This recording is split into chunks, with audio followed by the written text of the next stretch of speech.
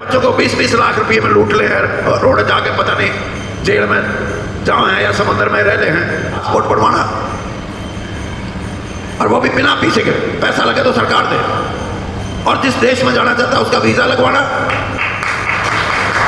का जलसा है। या कोई नहीं सोचता हो कदे वीरेंद्र सिंह कांग्रेस में जाने खातर तैयारी कर रहा हो, कोई नहीं सोचता हो आज देवीलाल जी के जन्मदिन पे कैथल जाकर आया, कदे नहीं सोचते हो उनके साथ मिलकर कुछ करना है, नहीं। इसलिए माँ बाप के मन में भी एक मेरा बेटा बाहर जाएगा तो कहीं अच्छा काम कर लेगा, इसका परिवार सुखी होगा। आप बीजेपी छोड़ तो नहीं रहे, बातें न घुमाओगे, या आप बीजेपी पर दबाव तो नहीं दे रहे, कांग्रेस में जाने की सलाह दो। आदमी को भाई तो इसे चक्कर में रहे, धर्म के चक्कर में रहे, जात पात को खिला के अपनी राजनीति सिद्ध करना चाहते हैं, ये हो जाए तो हमारे जो 2 तारीख का कार्यक्रम है उसमें अपने सभी ज़िले के हल्कों से हम संपर्क कर रहे हैं, ज़्यादा से ज़्यादा लोग वहाँ हैं। एक बात मैं साफ कर दूँ कि वो किसी पार्टी का जलसा नहीं है। कदे कोई नहीं सोचता हो कि बीजेपी का जलसा है, या कोई नहीं सोचता हो कदे वीरेंद्र सिंह कांग्रेस में जाने खातर तैयारी कर रहा हो, कोई नहीं सोचता हो आज देवीलाल जी के जन्मदिन पे कैथल जाकर आया, कदे नहीं सोचते हो उनके साथ मिलकर कुछ करना है, नहीं। ऐसी बात नहीं। बात यह है कि हम एक ऐसा कार्यक्रम कर रहे हैं ये जिसका नाम है वीरेंद्र सिंह के साथी, एक संगठन है, और उसमें जो हमने आदमी बुलाए, नेता नहीं बुलाए, बुद्धिजीवी लोग बुलाए। आपने देवेंद्र शर्मा जी का नाम सुना होगा जो अखबारों में लिखते हैं। किसान की और खेती की जितनी बात उसने पिछले 2-3 साल में, जब से किसान आंदोलन चला, जितनी तगड़ाई से उसने ये बातें लिखी हैं कि किसान की हालत क्या है आज, और इसकी हालत को ठीक क्यों नहीं कर रहे। 76 साल हो गए देश को आज़ाद हुए, अभी तक उसकी कोई सुनवाई नहीं है। इस बात भी सच्ची है। पहला तो किसान सिर्फ साहूकार का कर्जा ही था, ये बैंक का भी कर्जा वो नहीं पाटे तो साहूकार पे भी ले लिया, फिर साहूकार का भी नहीं पाटा तो कोई किसी का रिश्तेदार तगड़ा हो फिर उस पर भी ले लिया। तीनों आगे पीछे पूरे नहीं होते, इसलिए नहीं होते कि गरीबी है, और जो भाव मिलते हैं, और 9 गुना ज़्यादा फसल पैदा करिए पिछले 56 साल में किसानों ने इस देश में, 9 गुना।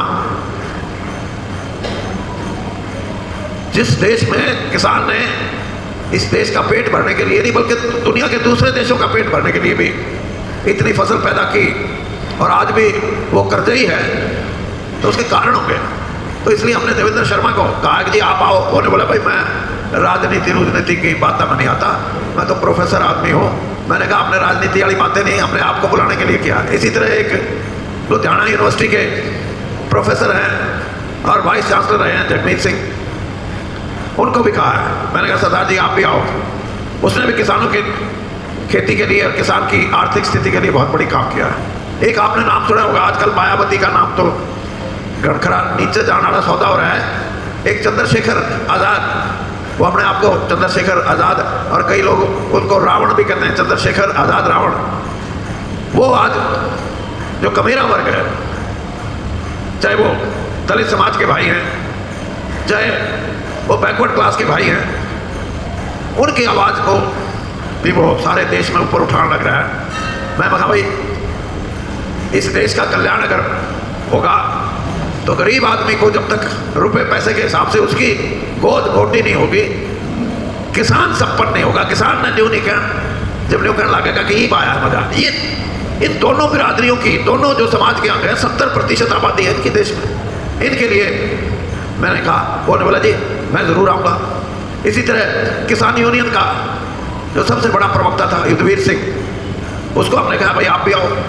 एक तो फौज के जनरल वगैरह बुलाए हैं जो ये बताएं कि फौज में पहले भर्ती कैसे होती थी, अब क्यों इसमें परिवर्तन आए। इसी तरीके से हम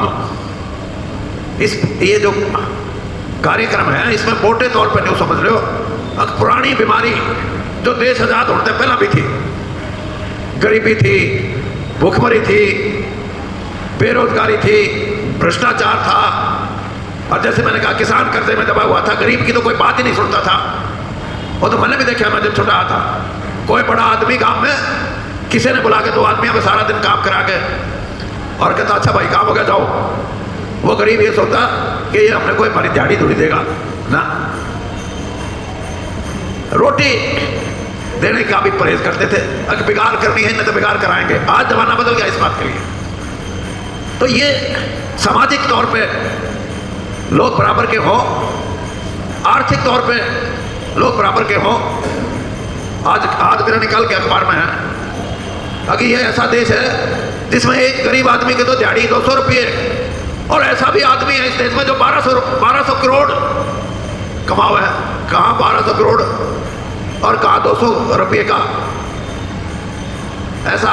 यानी ये सारी बात तब न्यू सोचो कि सरकार तो आई है, पहले भी सरकारें आई, ईपी सरकार है, और मैं न्यू भी नहीं कहता कि न करे नहीं, कुछ करने की कोशिश भी करी, गरीबी को मिटाने की कोशिश करी लेकिन मिटी नहीं, बेरोजगारी की कोशिश करी, कोशिश पूरी नहीं हुई। ईमानदारी से बताओ, ये सरदार जी बैठे हैं, हाँ राज साहब, इनके तो पहले भी था चस्का इस बात का कि विदेशों में जाएं, कोई कनाडा, कोई ऑस्ट्रेलिया, कोई इंग्लैंड, कोई अमेरिका, लेकिन ये अपने वाला जो सौदा था ये तो 20 साल 15 साल पहले तो कोई छोरा जान का जी भी करता तो माँ बाप पकड़ दिया करते, ना बेटा तेरे बिना हम खड़े जीवा के उरे रह जाता हूँ। लेकिन ये माँ बाप भी जो गए 1.5 किला है भाई बेच दो और भाई तू चला जा। क्यों है ये? एक तो गरीबी है, एक गरीबी आने वाली गरीबी दिखे है, अज्ञा तो आ गई। इसलिए माँ बाप के मन में भी है कि मेरा बेटा बाहर जाएगा तो कहीं अच्छा काम कर लेगा, इसका परिवार सुखी होगा। आज दिखने वाली गरीबी के लिए भी हमारे को कोई नया रास्ता ढूंढना पड़ेगा।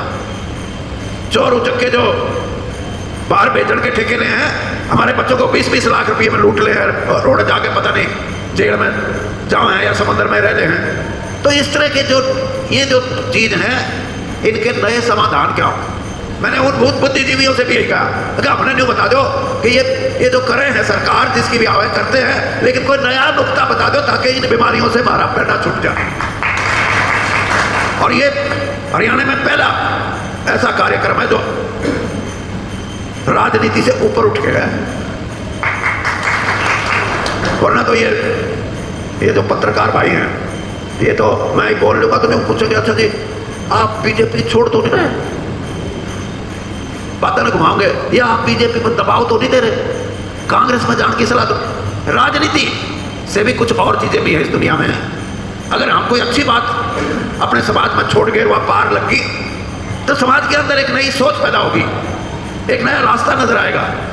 और यही प्रयास है। इसलिए आप साथी यहाँ बैठे, आप बैठे हो जितने भी, मैं आपको ये कहने आया हूँ क्या आप न्यू नहीं हो, अगर आगे नहीं, आप अपने अपनी जगह पे, आपके पास आपके साथी हैं। कोई 50 आदमी ले आवेगा हमारे खातिर, कोई 10 ले आवेगा, कोई 100 ले आवेगा, और इतनी बड़ी संख्या जो राजनीति से हटके। पर हूँ तो आजकल देश तो ऐसा हो रहा है, तारे में तो कोई बाहर में जापा लिखड़ के कोई गान बजाने वाले भी आवेंगे, और किसी ने घड़िए चसक होगी गान बजाने वाले में, कोई लुगाई भी गाने वाली आवेगी। हाँ, लेकिन ये नहीं, मैं ये कहता हूं कि कम से कम हमारे को इतना तो करना चाहिए कि आने वाली जो संतान है वो ये कहे हमारे को जगा के, ना तो हम बर्बाद हो जाते हैं। इसीलिए मैं कह रहा हूं कि आने वाली गरीबी आज किसानों में हर गांव में 100-200 बच्चे इसलिए हैं कि बचना चाहते हैं गरीबी से। तो भाई ये न्यू ला लो, एक बाबा तैयार हो रहा है 25-26 साल का, वो जोड़े भी जाओ आदमी बोले लुगाई बोली भी तो राम का वो कमा हुआ है, फलाना हुआ है। ये जो फंडी लोग हैं जो सिर्फ अंधकार में रखना चाहते हैं गरीब आदमी को, भाई तो इसे चक्कर में रहे, धर्म के चक्कर में रहे, जात पात को खिला के अपनी राजनीति सिद्ध करना चाहते हैं। नहीं, मैं बाबा तो नहीं हूँ, लेकिन इतनी बता दूँ कि ईमानदारी से अगर एक जोटा ऐसा हरियाणा की जनता ला दे तो सुख का और नए वातावरण का और नई सोच का, नई दिशा का बात बढ़ सकती है। तो आप को पहले तो मैं इसी बात की, मेरे को पता है कि हमारे बहुत से पुराने साथी बैठे हैं, उनको ज़्यादा कहने की जरूरत नहीं। और कोई भाई सा भी है जिसका बहुत अच्छा है, वो तो पीछे दे दे है। कोई भाई सा है जो आदमी लाज के उसका पीछे देने का हिसाब किताब निकाटी नहीं कर सकता, तो उसका भी हमने, जिस भाई को ये हो कि मैं अपने साथियों को लेके जाऊंगा तो उसकी हम मदद भी करेंगे, गाड़ी घोड़ा भी अगर देने की जरूरत हुई तो देंगे। और एक बात और बता दूं, झंडे पंडे जैसे मैंने कहा कदे कुआं ठा लाओ किसी पार्टी के, या ये सोच के वीरेंद्र सिंह तो बीजेपी का है राजी हो जाएगा बीजेपी, ना कोई झंडा नहीं। झंडा अगर लेके आना है तो तिरंगा झंडा, अपने देश का झंडा लेके आना, चाहे वो कितने लेके आइयो। तो ये है, इसलिए आपके बीच में आए हैं और मेरे को उम्मीद है कि सफीतों इलाके से बहुत बड़ी संख्या में वहां साथी आएंगे। और साथियों की बात होती है, जो भी आज जिसके जो है ना कि खड़े जाओगा कांग्रेस में आ जाए तो ठीक, बीजेपी में दबाव बना ले और आड़े कुछ मिल जाए ठीक, दोनों जगह कुछ नहीं तो ये और आओ कब इकट्ठे होंगे उनके साथ मिल ले, नहीं। ये बात जो मेरे साथी ये भी करते हैं, तो इसका मतलब कहीं ना कहीं इनको भी लगता है कि अपना ईद का जो सौदा है इसमें थोड़ी सी कमजोरी है। और मेरा 52 साल का राजनीतिक तजर्बा है, 1972 में चुनाव लड़ा था पहला। मैं इतना बता सकता हूँ कि तुम नए सोच के साथ अरे घने इकट्ठे हो गए तो ये जो कहने वाले हैं ना, न्यून जाओगा कि न्यून रहेगा, ये तबने कहना होंगे मारे रह दे, तबने नहीं कहना होंगे मारे लिया। ये ताकत लोगों की ताकत होती है और इसी ताकत के सहारे मैं ये चाहता हूँ कि एक नए सिरे से पुरानी जो समाधान है, पुरानी जो समस्याएं हैं उनके समाधान हो। और भाई हो सके, क्यों हो सकता है, मैं मिसाल देकर भी बता सकता हूँ कि ये जो बाहर विदेशा में जाने वाले हैं और जिनकी लड़ाई हुई, एक बात कह रहा हूँ, वहां हम आपको 50 बात बताएंगे जो नए सिरे से हो सकती है। कि सरकार कोई ऐसी व्यवस्था कर दे कि जो बच्चा बाहर पढ़ने के लिए जाता है या रोजगार के लिए, उसका पासपोर्ट बनवाना, और वो भी बिना पीछे के, पैसा लगे तो सरकार दे, और जिस देश में जाना चाहता है उसका वीजा लगवाना। और कोई देश नहीं कहे भाई मेरा नहीं किसा है यो, इसकी गारंटी तो दो, तो सरकार ये भी भाई हो जो इसकी गारंटी भी सरकार लेती है। और इतने ओढ़े कोई उसका ठिकाना नहीं जमता, इतने सरकार कोई उसका बोझ में पैसे भी डाल दे, अरे भाई वहाँ महीना 2 महीने रहेगा फिर अपना जमा लिए, इतने सरकार तेरी आर्थिक मदद भी करेगी। मैं एक मिसाल देके ये बात, आज कुछ नहीं, आज वीजा लाने खातर भी दलाली कई लाख रुपये मांगे और फिर भी पक्का नहीं, जेल में जाओगा उस देश में पहुंच जाएगा या समुद्र में डूब लेगा। पासपोर्ट 2-3 महीने 6 महीने बाद देखे जाओ, और गारंटी देने की तो किसी की कोई सरकार गारंटी नहीं देती। ये सारी बात मैंने एक चीज बताई है कि अगर ये हो जाए तो हमारे जितने भी बच्चे जाएं, 1000 जाएं, 10,000 जाएं, लाख जाएं, 2 लाख जाएं, वो जाके ठीक चले जाएं, तो यहाँ घर वालों को भी तसल्ली और उनको भी अपनी जिंदगी में आगे बढ़ने का मौका। ये चीजें हैं, तो इसलिए आपसे हाथ जोड़ के है कि नई चीज कर रहे हैं जरूर।